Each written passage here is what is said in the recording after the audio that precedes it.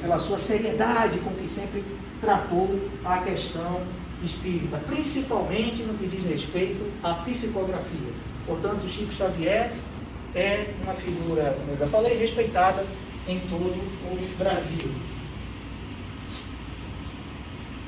Agora nós vamos aos casos concretos, né? Vamos falar de Cleide Maria Marcondes, em 1975, e o segundo caso, Henrique Manuel Gregores. Esse primeiro caso trata-se da ex-Miss Campo Grande, que sofreu um tiro na garganta. Seu esposo foi considerado o principal suspeito, tornou-se réu e foi absolvido, através de uma carta psicografada por ela, ao médium Chico Xavier. Em 1976, Henrique Manuel Gregores está brincando com seu amigo João França de roleta russa. Uma bala pega na cabeça, o Henrique Gregory morre, e a família, então, do Gregory, do Henrique, passa a acusar o João França de assassinato. Nesse momento, eu vou apresentar aos senhores uma pequena reportagem sobre o tema, feita por mim, tá?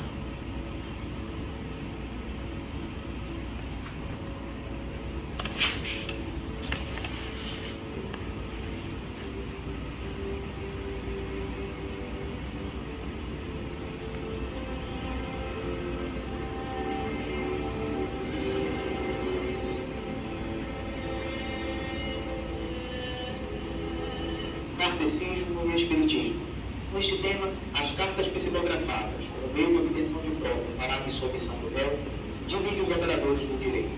Muitos são céticos e incrédulos, enquanto outros creem na possibilidade real da comunicação do espírito e um médium, sem se deixar levar pelo imediatismo das respostas e indagações tão naturais da natureza humana. Ou seja, você não é obrigado a crer, mas você é obrigado a respeitar. 1975. A ex-Miss Campo Grande, Cleide Maria Marcondes, foi encontrada morta com um tiro na garganta. Seu esposo, João Francisco Marcondes, foi considerado o principal suspeito de sua morte. O processo seguiu seu curso normal até o médium Francisco Cândido Xavier, o Chico Xavier, entrar no caso. Cleide apareceu ao médium e lhe transmitiu uma mensagem que foi interessada à sua família. Veja o que disse o promotor de justiça na época. Caberia a mim, sem dúvida alguma, tentar por todos os meios evitar que essas provas pudessem ser verdadeiras. Mas, conhecedor que sou da sua procedência, eu moralmente não teria condições para alejá-las, pelo menos na sequência dos jurados.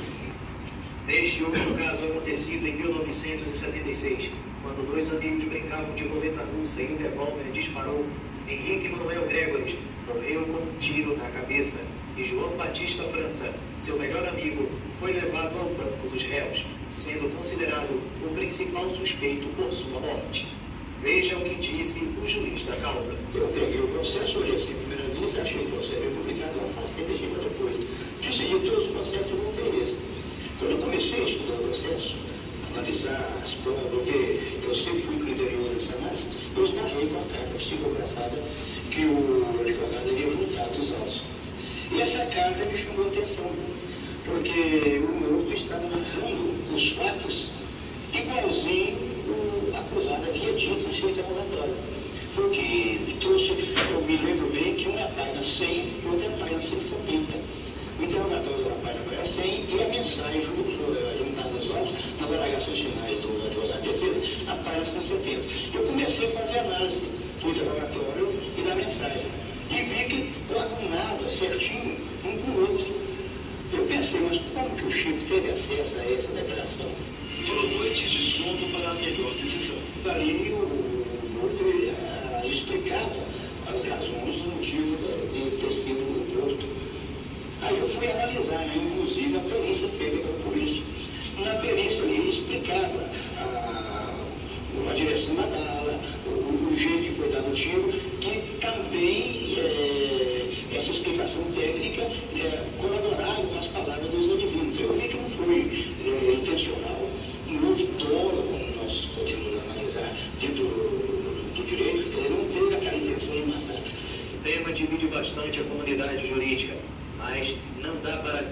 anexar. As cartas existem e foram aceitas perante o tribunal do júri.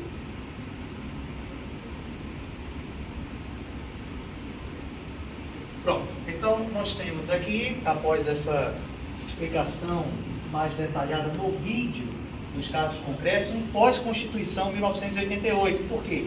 Os casos que os senhores ouviram é anterior à promulgação da Constituição, né? Então, 1975, 1976. Então, na pós-Constituição, nós temos 1992, 97, 2001, 2003, casos concretos que vieram a público, como esse último aqui, de 2011, do Galdino Alves Bezerra Neto.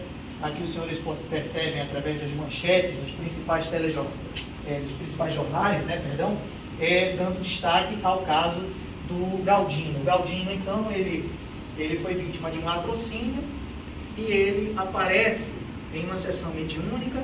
O médium psicografa a sua mensagem, é entregue à mãe dele e, vejam, ele aponta aonde estava enterrado o seu corpo, coisa que a polícia já tinha revirado a cidade de Maranguape, no Ceará, e não havia encontrado. Então, a partir dessa psicografia, eles então encontram a ossada do corpo, exatamente no local onde ele tinha dito que estava o seu corpo. Então, a perícia grafotécnica é um dos meios aí respeitadíssimos que se usa no tribunal do júri para poder dar às cartas psicografadas a autenticidade que elas de fato merecem. Então, os senhores veem que a perícia grafotécnica ela faz uma comparação então da letra desse espírito, e nessa comparação então eles chegam a um veredito final. Só para os senhores terem ideia, nos 11 casos que aconteceram no Brasil, em nenhum deles a perícia disse que as cartas eram falsas. Portanto, esse é um dado muito importante. Alas divididas, como os senhores puderam ouvir na reportagem, existe, como em qualquer área, em qualquer campo do saber, existem opiniões a favor, opiniões contrárias, Então, não seria diferente dentro desse universo das cartas psicografadas. Ou seja, existem juristas que vão concordar e outros irão discordar. E a pergunta norteadora que a gente faz é: as cartas psicografadas podem ser admitidas como meio de prova em processos criminais? Portanto, você tem aqui, em relação à justiça, e você tem também em relação ao espiritismo. Nesse ponto aqui é fundamental. Por quê? A justiça, algumas pessoas falam, mas o Estado é laico. Sim, mas na Constituição está escrita: declaro essa Constituição e tal, sob a proteção de Deus, declaro promulgada essa Constituição. Não seria o caso, então, de retirar a palavra Deus, se pensarmos, então, por essa ótica? E, em relação ao espiritismo, a carta psicografada, ela é um instrumento de extrema seriedade, eles não irão pegar uma carta escrita de qualquer forma, ou seja, não é qualquer espírito, agora falando da corrente, vertente espírita, que iria escrever uma carta psicografada. Então, vejam, notem o seguinte: em nenhum dos 11 casos foram os réus quem pediram ao juiz, enfim, ao promotor, olha, tem uma carta aí, tal. Não, sempre foram as vítimas quem psicografaram, e a família das vítimas é quem procurou a promotoria de justiça, o juiz da causa, e disse: eu quero encerrar este processo. Foi isso que aconteceu em todos os 11 casos. Eu concluo então, afirmando que as cartas psicografadas, então, ela não fere as garantias constitucionais, especialmente o princípio da proteção adequada e do contraditório, ou a moral e a boa conduta, ou quaisquer normas processuais. Como evidenciado, portanto, não se qualifica como prova ilegal ou ilegítima. Quando o magistrado está envolvido no processo, ele é livre, então, para avaliar a carta psicografada e formar suas próprias convicções. e como prova documental está sujeita a todas as limitações previstas na legislação penal. Portanto, eu encerro agradecendo aos senhores, tá, pela atenção. Agradeço a presença dos convidados, meu pai, sua esposa, muito obrigado, a monitora e o amigo. Muito obrigado.